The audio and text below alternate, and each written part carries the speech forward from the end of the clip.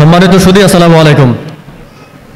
আজকের আমাদের ইফতার পার্টির সম্মানিত বিশেষ অতিথি, আমাদের সকলের প্রাণপ্রিয় অভিভাবক, বনফুল অ্যান্ড কোম্পানির জেনারেল ম্যানেজার, শাপলা টেলিভিশন লিমিটেডের ব্যবস্থাপনা পরিচালক, যিনি সবসময় অসহায় মানুষের জন্য কাজ করে থাকে, এই মানুষটি সম্পর্কে আমি দুই একটি কথা বলি।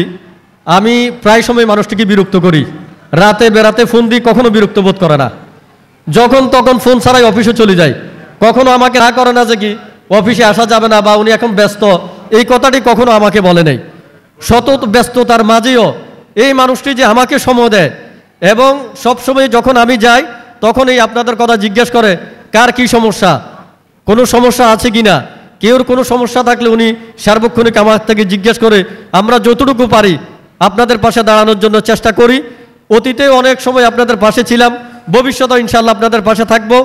আমি এখন জনাব আমানুল আলম সাহেবকে তার মূল্যবান বক্তব্য দেওয়ার জন্য বিশেষভাবে অনুরোধ করছি।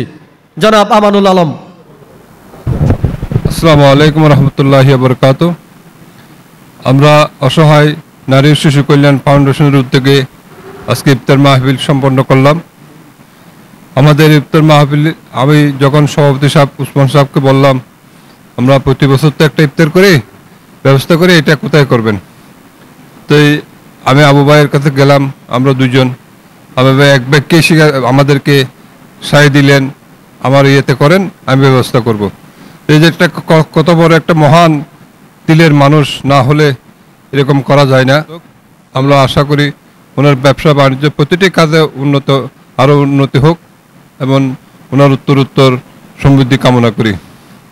তো আমরা প্রতি বছর এই ইফতার মাহফিল আয়োজন করি অসহায় শিরোনা কল্যাণ ফাউন্ডেশনের উদ্যোগে। আমি সফলভাবে ইনশাল্লাহ আমরা আজকে সম্পন্ন করেছি। এখানে সবাই সহযোগিতা করেছেন, বিভিন্নভাবে সহযোগিতা করেছেন, তাই সবাইকে আমি আন্তরিকভাবে ধন্যবাদ জানাই। আমরা এই গত শীতের কদিন আগে আমরা উত্তরবঙ্গে একটা শীত বস্ত্র প্রদান করেছি। এটা আমাদের সভাপতি সাহেব গিয়ে প্রদান করে আসছেন। রংপুর, পঞ্চগড়, দিনাজপুর বিভিন্ন জায়গায় আমরা এই যে গত শীতে আমরা করেছি। বিভিন্ন কল্যাণমূলক কাজে আমরা কাজ করতেছি। আমরা সেলাই প্রশিক্ষণ, এই যে বিউটি পার্লার, অন্যান্য আরও অনেক কিছু আমরা মহিলাদেরকে, অসহায় মহিলাদেরকে প্রশিক্ষণ দিয়ে একটু কর্মসংস্থানের ব্যবস্থা করতেছি, চেষ্টা করতেছি যাতে আল্লাহ আমাদেরকে সহায় হয়, আরও ভবিষ্যতে আরও বেশি করে করতে পারি মতো।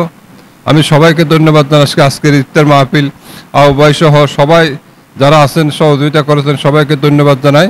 এই যে এই আয়োজনগুলি আমরা ভবিষ্যতে আরও করতে পারি মতো। আসসালামু আলাইকুম, সবাইকে ধন্যবাদ।